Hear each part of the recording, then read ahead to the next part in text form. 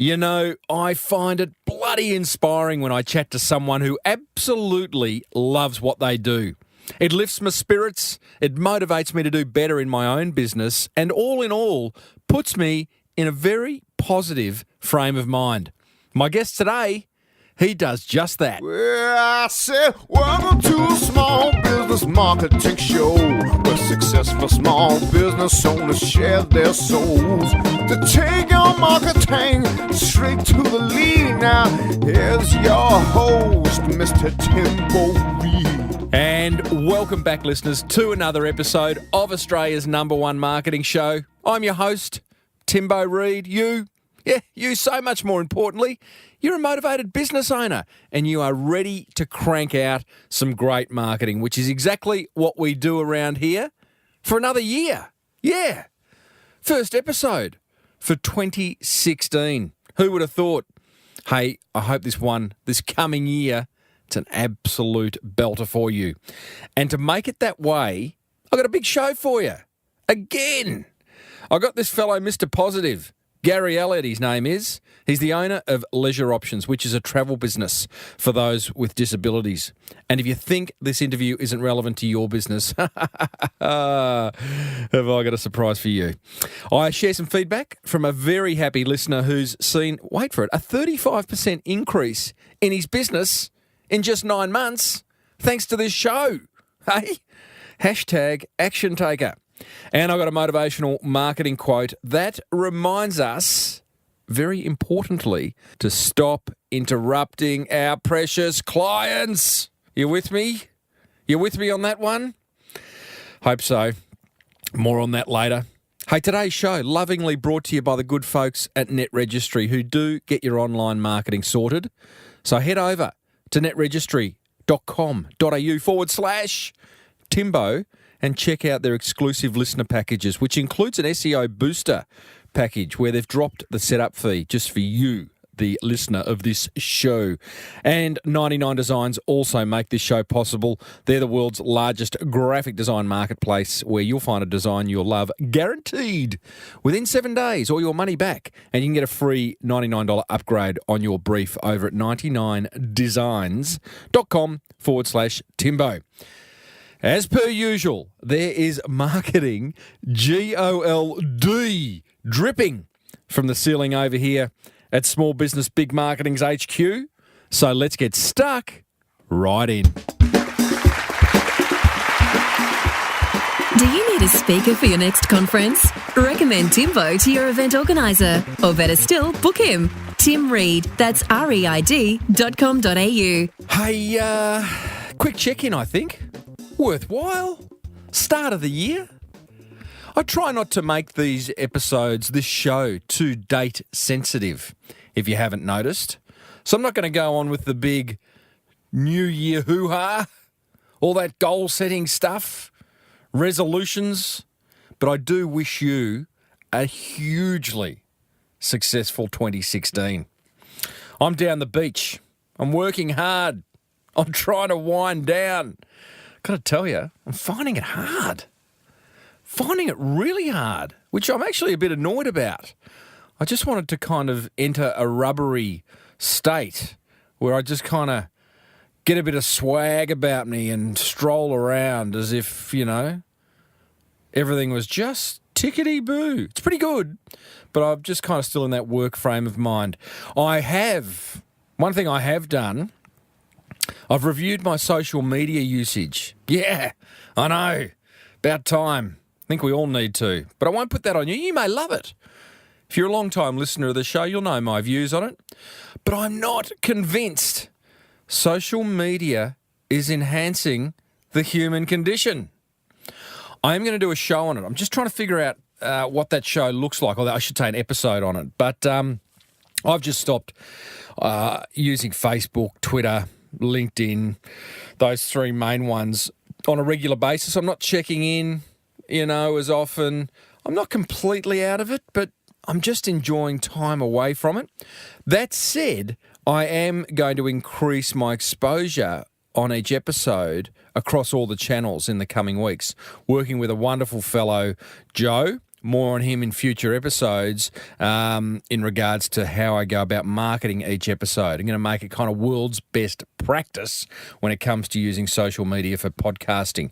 But at a personal level, I'm just taking the foot off the accelerator. More on that in upcoming episodes. And I've been putting together some thoughts on what an episode of the Small Business Big Marketing Show looks like. And I'm working on a few new segments that will make it interesting, more educational, more entertaining. Episodes where I might go out into the street and talk to consumers. Episodes where I might even prank a business owner, hey? Don't know what that means yet, just playing with that idea. Nothing sinister, just a bit of fun. Something to put a smile on the dial. Want to interview weird media sales managers from weird media outlets to get them to kind of convince us that we should maybe use their media.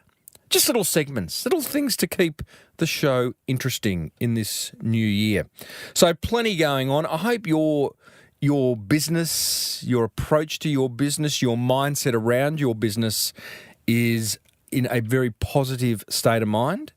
If it is, keep listening. If it isn't, keep listening.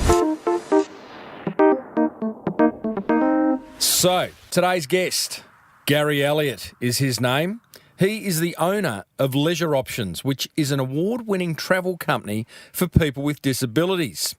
Now, what I love about Gary is his modesty. You know, before the interview, he said, and when I approached him for the interview, he said, he just wasn't sure whether he'd be an interesting guest. Boy, was he wrong, hey? And by the way, if you think this topic, a fellow who owns a travel agent targeting people with disabilities, if you think this is not for you, think again. I'm actually a really strong believer that you'll find the best marketing ideas for your business in industries completely unrelated to yours. I think far too often we look with inside the fence of our own industry to see what our competitors are doing from a marketing point of view. But I encourage you to find brands and businesses that are completely unrelated to what it is you do and see what they're doing to get noticed, to get attention, to build that emotional attachment, yeah? This will be a good example, this episode. So listen in as Gary shares his passion, his disbelief that he's created a business that he loves so deeply. We also talk about how he built the business into a world-leading solution for those with disabilities, how to market to that sector, how he's managed to win some prestigious awards, like seriously prestigious awards, and what he does with them from a marketing perspective. And there is plenty more. I started off by asking Gary, what's his superpower? My superpower? That's a good question, Tim. I'm very good at injuring myself. Well, that doesn't get you very far. No. Are you a bit clumsy? Let's just say I'm a middle-aged man trying to do too many things, and it's got me in a bit of strife recently. Mate, welcome to the club. What have you done recently? I dislocated my kneecap playing AFL 9s with the AFL dads. So it's put me out of action for a while and had an arthroscope.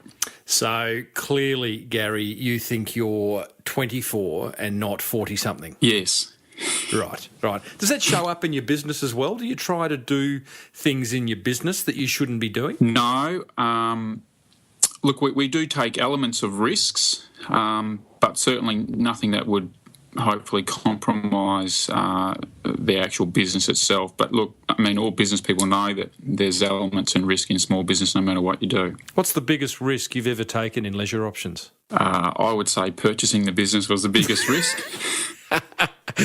Well, tell us about that, because that's quite some time ago. It was an existing business, was it? It was an existing business, yes. So we purchased it in 2010, February 2010, from the original owner who had operated it since 1994. And there was risk, but you're telling me that's the biggest risk. Why was it so big? Look, I was entering an industry that I had no knowledge at all. And whilst I was very confident from a business perspective, I always believed that you could learn the product. But I have to say it was a real challenge. The first 12 months was overwhelmingly challenging for me personally and the family, but we managed to survive. Mate, that's amazing. So you're telling me leisure options, which great holidays and travel for people with disabilities is your tagline. You have gone and bought a business that specialises in that, and you've got no experience in that? No. I love it already. No, I had absolutely no experience. What was the appeal of buying the business? You could have gone and bought a news agency. Correct.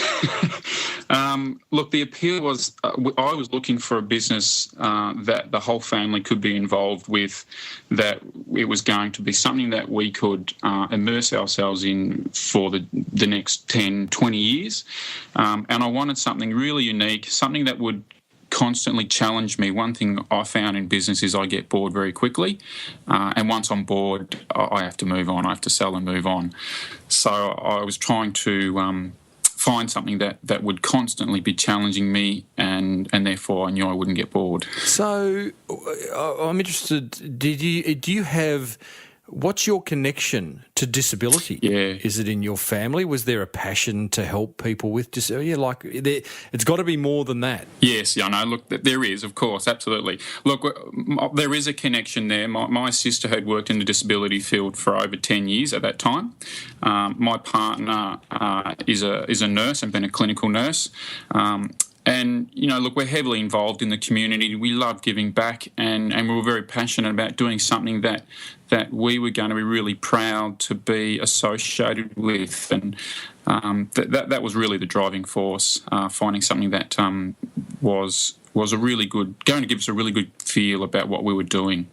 Tell me about then. So I think it's fascinating. I actually went into this interview thinking that you had a disabled child or two, and as a result, that's why you started this business. Clearly not. I mean, that to me is a very powerful why. But so tell me about that meeting back in whenever it was. You've talked to your wife and said, "Yeah, I think we're going to start a disability travel business." Look, it was not just Kathy, my partner. It was my sister as well. So I clearly went in and said, "Look, I really would like to take on this business. I think that could really be passionate about it, but I needed those guys to have the buy-in. So if they weren't keen and weren't going to be part of it, then perhaps I wouldn't have done it, because they had some of the skills and knowledge that I really needed to required to actually embark on this business. If the business was offered to you today, would you buy it? Yes. You'd do it all again? I'd do it all again, absolutely. When you bought it, did you buy what you think you were buying? Did you get what you think you were buying? Yes, as far in terms of what the business did, absolutely. Obviously, there are other things that you uncover as you... here we go. Yeah, to move along path in the business. But look, in saying that, as you just asked me now, would I buy the business again today? Yes, I would. Perhaps I might have negotiated a bit better, but right. I have no regrets at all. Fantastic. I love, what a great story so far, mate. I just think it's clearly you want to make a difference in the world, and you saw this as your way of doing it whilst making a profit at the same time, which, nothing wrong with that. Yeah, look, you have to make a profit in business, otherwise you don't survive. But look, I think the overwhelming outcome for us where we are today is our family we just love this business. I have my kids come away on the trips over summertime. They've asked for guests to come to our house and have dinner with us. They've done talks at school about it. It's just, I'm a really proud parent with the kids and their passion as well. Yeah, how old are your kids? 10 and 11. Wow, and they're involved at that level getting, that's wonderful. Already you've got a succession plan in place. Well done. They don't know that yet. So tell me how does leisure options work? Great holidays and travel for people with disabilities. So are you essentially a travel agent for people with disabilities? Yes, look, Tim, initially, up until July last year, yes, we are a licensed travel agent. In order to do what we did and specialise in what we did, legally you had to be, but that's all been deregulated last year. So we still consider ourselves an agent for people with disabilities in the travel industry. We're now accredited with AFTA, which is Australian Federation for Travel Agents. So essentially, people looking to utilise a travel company, if they want to use someone with a reputable background, that's what I would advise them to do today. Right. So yes, essentially that's what we are. We specialise in just supported holidays for people with disabilities. We've never been open to the public, so we don't conduct any other travel work for anyone else other than people with disabilities. So do you go out and source various holidays? Look, it's interesting, Tim. Sometimes we will use other parties to put a package together for us, or part of a package. But I would say 95% of our holidays we plan, we produce, we put together the programs, the activities, the itinerary, all the transport, and we provide all the staff. We pretty much do everything. And we're actually an authorised agent for Covermore, so we issue all the travel insurance that's necessary as well. Okay, so fascinating. You've built a business. Is the business that you've built now very similar to the business that you bought, or have you completely re-engineered it? It's similar in what we do, but we have certainly turned it upside down and made significant changes to a whole range of things in the business. What's the biggest example of turning something completely on its head? We now have, we've got branding, we've got style guide, we've got a mountain of policy and procedures that didn't exist beforehand, and we've tried to create a culture within the business so that when people see our website or a brochure, they can clearly go, oh, that's leisure options.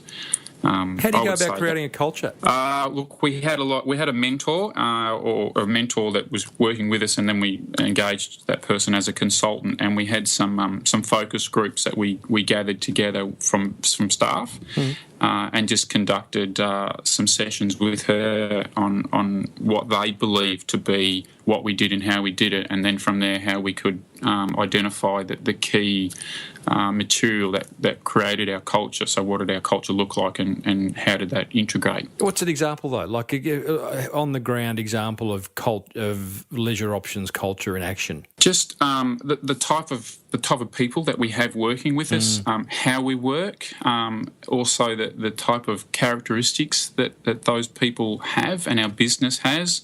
It was really important that they were aligned.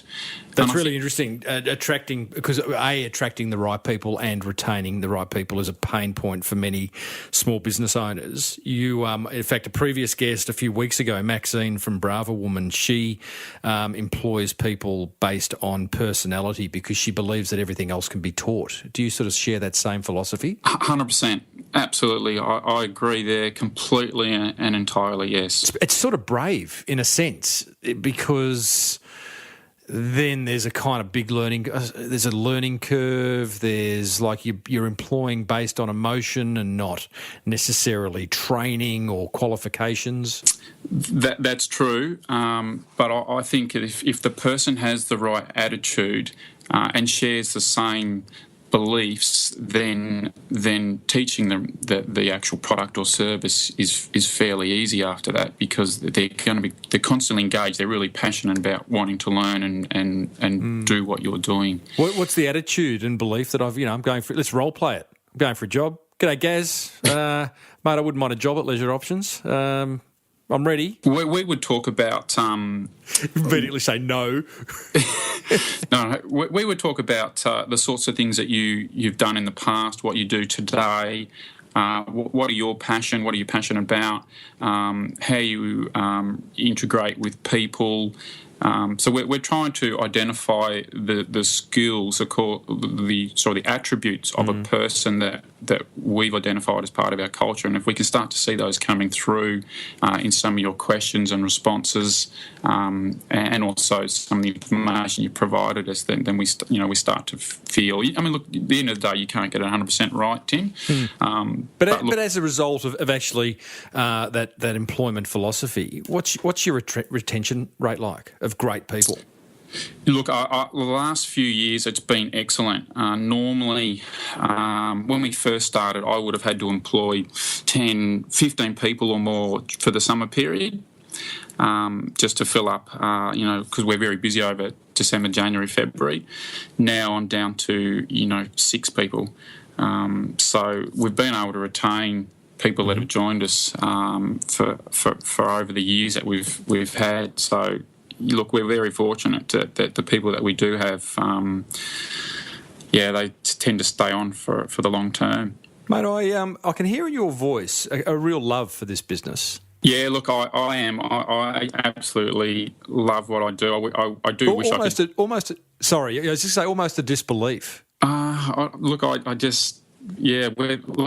pinch myself every day that we have a successful business, but to do what we do and to have these associations that we have and to see how many smiles we put on people's faces when they come back from holidays, I'm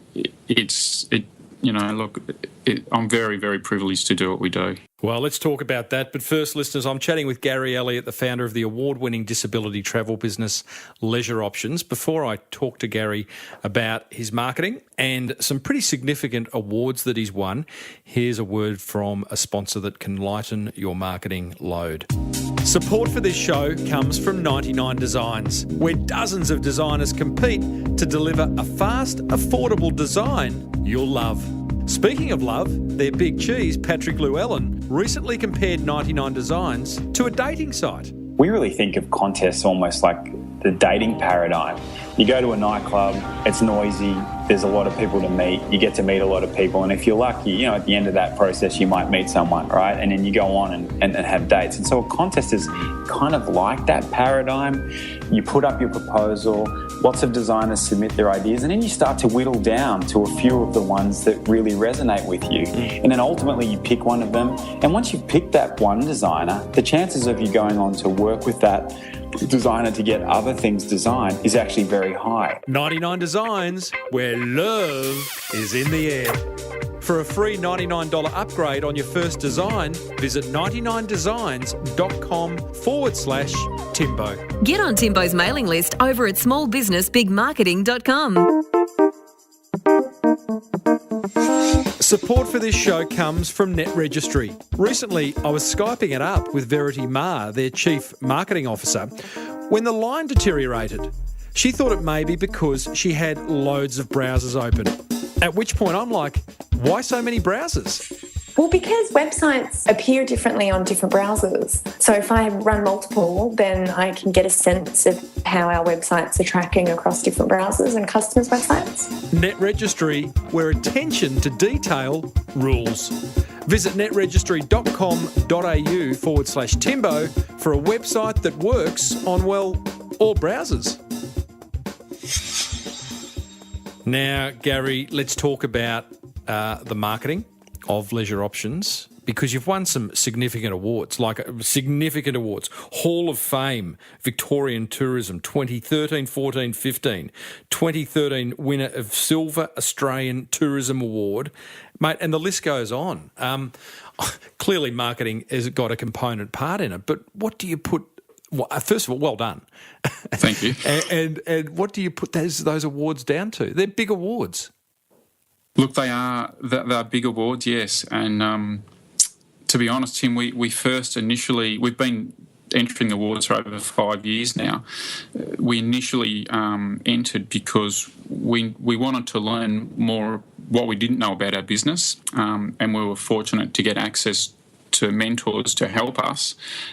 So that was one component of why we entered, and the second component was about trying to bring awareness to people in the tourism industry that people with disabilities do travel. Yeah. They do have money and they want to get out there. What we were trying to say to the rest of the tourism industry was, you need to look at this market because it's big and it's going to grow, and you need to start to accommodate them.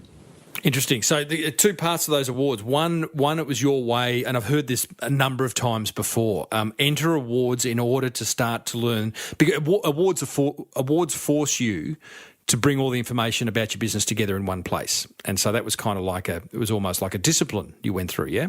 Yeah, it was discipline, all right. Yes. So that's kind of interesting. Internal objective, let's enter awards so we know more about our business. The second part of that is to raise awareness that disability travel is here and should be embraced by the wider travel industry. Clearly there's a third one sitting there that goes, if we win, it could catapult our business. Yeah, look, that's obviously the icing on the cake, Tim. The credibility that it brings to our business has been really beneficial. How do you use them? They're in your email signature. They're on your website. How are you using these awards to market yourself? And does it work? On our letterheads, obviously that'll start to appear on our letterheads now. I think when people ask, when we get phone calls at work from people that have never used us before, don't know much about us, part of the conversation we have is about where we've come from, what we've been able to achieve, and entering these awards. These awards are voted by people external to our business, so the public, so to speak. And I think that gives people comfort knowing that we're not fly-by-nighters. Well, Hall of Fame certainly doesn't make you a fly-by-nighter. No, not now, no. I didn't know you could get into the Hall of Fame. You're in there 3 times. How do you do that? Yeah, no. Well, to become Hall of Fame, you have to win your category 3 years in a row. Right. Yeah. So, Gary, you're at the awards. I'm going to take you back now. You're at the awards. You finally get to the pointy end. They're about to announce, and they do announce that you've won and are entering the Hall of Fame. How'd that make you feel? Just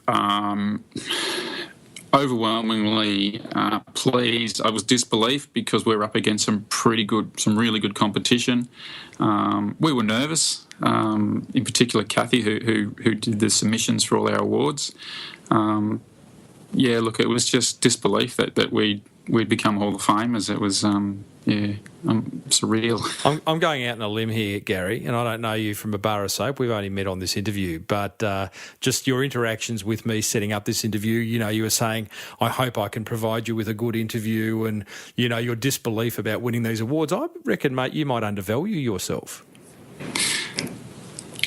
Look, we're very humble people, Tim. I guess for myself, I don't like the limelight, so to speak. I'm quite a quiet person, and I just like to go about my business in the background. And really, the people that probably need the acknowledgement the most are all the people that work with us, and obviously all our travellers who entrust us. And it's a very humbling experience, and I guess I probably should perhaps try and embrace it more. But I don't know. That's really interesting, whether you should or not. I mean, I think every business, it's good to have that front person, whether they choose to put themselves in their marketing or whether they're just the one that does the interviews or takes up the speaking opportunities if they come along. I don't know. It's quite an interesting question, because if you're not comfortable with it, then it's kind of a square peg in a round hole. I put myself out there. I do things that perhaps I wouldn't normally do, because I know as the leader of the business, that's my role. That's what I have to play. So I do it. I just, as I said to yourself, I hope I can be worthy of the interview. Man, I'm loving it. I love the story. I really do. And I don't know whether the front person of a business necessarily needs to. It doesn't mean you have to be funny or entertaining. I think you need to be engaging. But I had a guy on recently, Nathan Huppets, who he owns a business called costumes.com.au, one of the biggest e-commerce stores in Australia, particularly for costumes, right? And he is very much the front man of that business, but he's very similar to you. He's very humble, and the reason he puts himself out front is because he's taken it on as a role to educate the rest of the industry around e-commerce. So he's not trying to get more exposure for himself. He's just wanting to educate the industry. So there can be different reasons for doing it, Yeah, that makes sense. Yeah. But at the same time, it's a bloody good marketing strategy to put your head above the trench, and because I don't know, you've got an industry that I don't have anything to do with your industry, so I'm going to ask a naive question. Do people know it exists? Or are the majority of people with disabilities going to travel agents, going to Flight Centre? No, I would say certainly in Victoria, majority of people know that it exists, and there are some minor cases where people have gone to travel agencies and then we've got a phone call later on to say, we did this and it was disastrous. We now want to utilise your services because you look like you specialise in what you do. But I would say, having said that, though, we all, our new travellers each year is consistently been between 23 and 26% for the last 4 years. So we're still getting new people all the time who ring and say, "Oh, I didn't know you guys existed." So that still happens as well. Okay, so marketing question. How do you target people with disabilities? Because they are just the general population. They're watching the same TV shows. They're visiting the same blogs. Maybe they are. They're listening to the same podcasts. How do you identify platforms to promote your business? Look, we as part of our Vic Tourism entries, marketing obviously forms a fair amount of contribution to that. So we had to sit down and really analyse who our market was and how are we going to target them. And we identified that obviously the obvious market is a person with a disability is our market, but 98% of our people have some form of intellectual disability. So we also had to identify the key decision makers, and we basically broke that down into 3 groups. So carers, disability organisations, and family, friends and associates. So we had to really not only market to the person with a disability, but we also have to target the key decision makers who would be assisting that person in making the decision. Yeah, right. And then what? What's been the most? There's 3 different sectors there. Let's not go into each of them. But what's been the most effective targeted marketing you've done? Most effective. Look, for us as a business, word of mouth. You know what? I was going to add that to the end of the question. And don't say word of mouth. Word of mouth, in a sense, is the result. I reckon word of mouth is the result of great marketing. Or it's actually the result of a great service or product, So you've got that. So therefore people experience what you offer and tell others. Yeah, that's kind of my thing. You can facilitate word of mouth by saying, "Hey, listen, if you enjoyed it, would you mind telling someone else who's in a similar position?" But I don't know. You tell me. Is that harsh? No, that's very fair, and that's very true, Tim. That's generally what happens. Whilst it's a big industry, the disability industry is very close knit sort of community. And they all talk and communicate amongst one another. So that's where word of mouth is quite powerful. I guess our other probably most successful marketing is our brochure that we put out. A lot of people have gone to online, but we've understood that our market, our guys really want something tangible in their hand to look at. So we produce a brochure that has lots of pictures, and they're all pictures of all our people travelling with us. They're not glossy travel magazines. It's a brochure designed to engage the person that we are targeting, and so they look through those pictures, and pictures, as you say, can tell 1,000 words. Some tell 1,000 words sometimes, and so that is probably our best tool. How do you get that? How do you get that into the right hands? That brochure. Well, look, over the years, we've got a quite a lengthy database now of existing travellers, and you generally find that we also have other disability organisations that we have associations with. So we will often send lots to them, and then they will filter that out through their groups.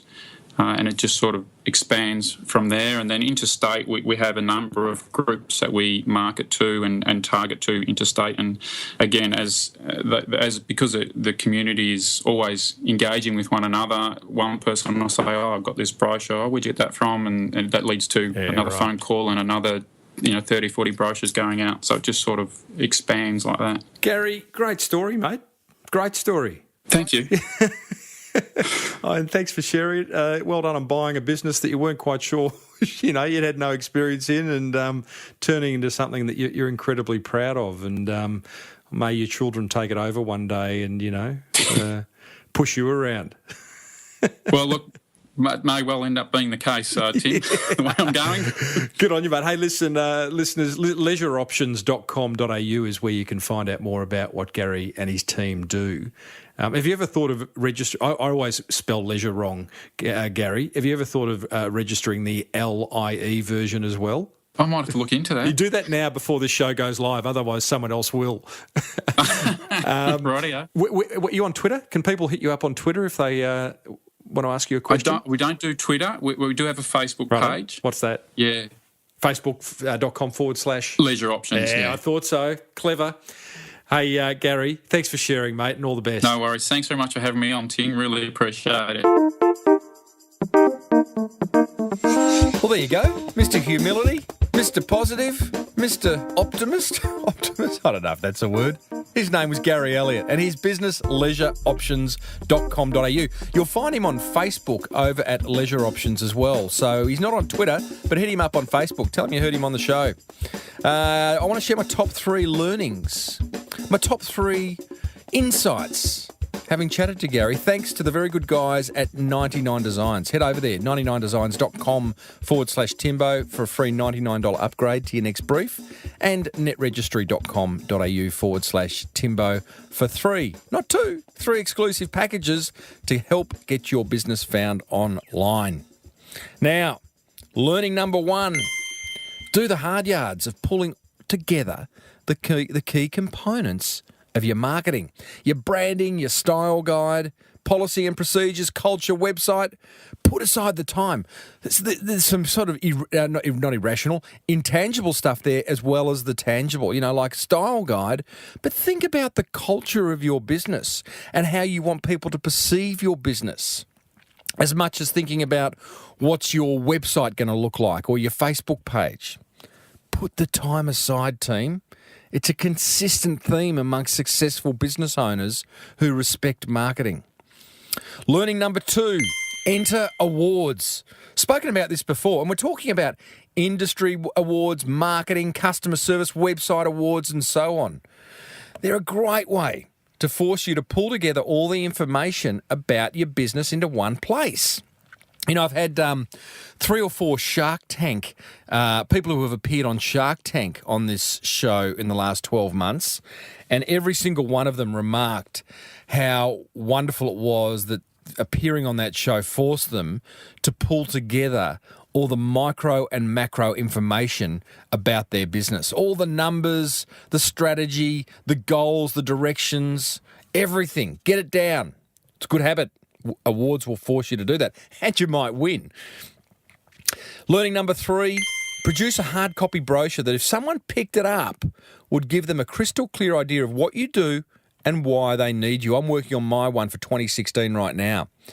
4-step structure, if you want to follow it. Identify the problem you solve, overview your solution, detail your offers or your offer, package them up if you can, and provide an obvious next step and strong call to action. All right? What were your biggest takeaways from my chat with Gary Elliott of Leisure Options? Head over to smallbusinessbigmarketing.com, put episode 291 in the search box and leave a comment in, yeah, you guessed it, the show notes. Craig Davis of Brand Karma once said, "We need to stop interrupting what people are interested in and be what people are interested in." I do love that quote.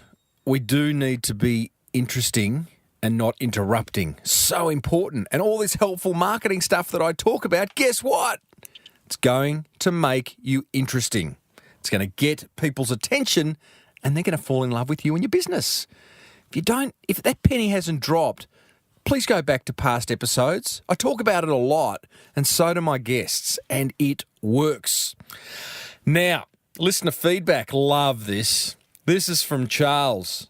Max for You is his business. He says, hey, Timbo, I'm a small business owner who is 70 plus. Oh, he hasn't said his age. If that's 79 or 70 and a half. Doesn't matter. He's young. And he's been in business for 15 years. Love that. Never too late to start your own business, team.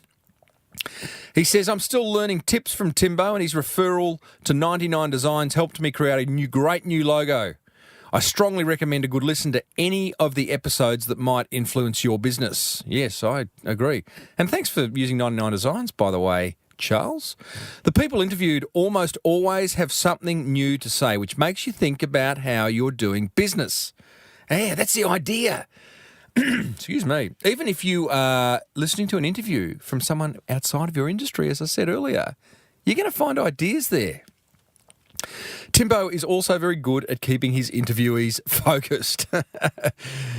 Also not very good at keeping himself focused. I added that bit. Using some of the ideas from Tim's discussion and interviews, we've been able to increase sales, wait for it, insert drum roll, by more than 35% over the past 9 months. That's brilliant, Charles. With virtually no spend on advertising. That tells me that previously Charles was allocating money to advertising.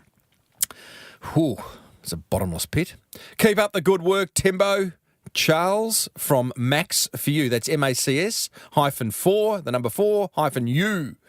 Good on you, Charles. Hey, listeners, leave a review on iTunes and I'll read it out. Ask a marketing question within that review, leave your website, and I'll give you a bit of free exposure.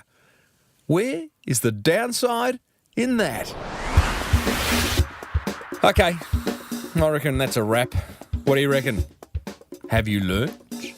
Have you got some new ideas to take forward into your business? I hope so. Don't feel overwhelmed. Get that journal going. Start capturing those ideas. Revisit it once a week. Implement one. That's all you got to do.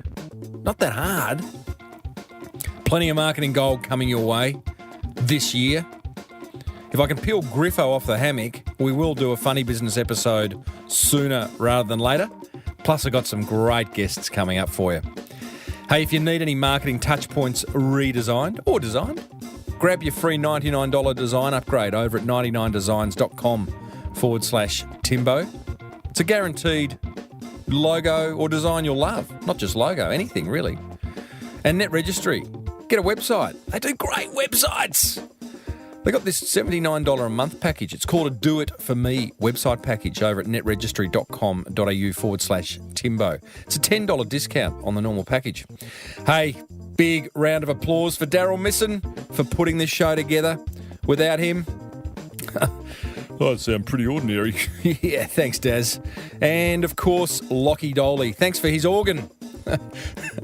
Well, not just his organ, but everything he does with his organ to pull this show's music bed together. Thanks, Lock. Hey, if you want to surround yourself with motivated business owners like you, join the Small Business Big Marketing Forum. $69 a month, 30-day, no questions asked, guarantee. No downside there, team. Hey, if you need a speaker for an upcoming event, I'm all yours. Tim Reid. Is that my website? timreid.com.au. Had a blank then. They say the most accidents happen closest to home. We're nearly at the end. Until next week, I'm Timbo Reid. Thank you for listening to the Small Business Big Marketing Show. May your marketing be the best marketing. Bye for now.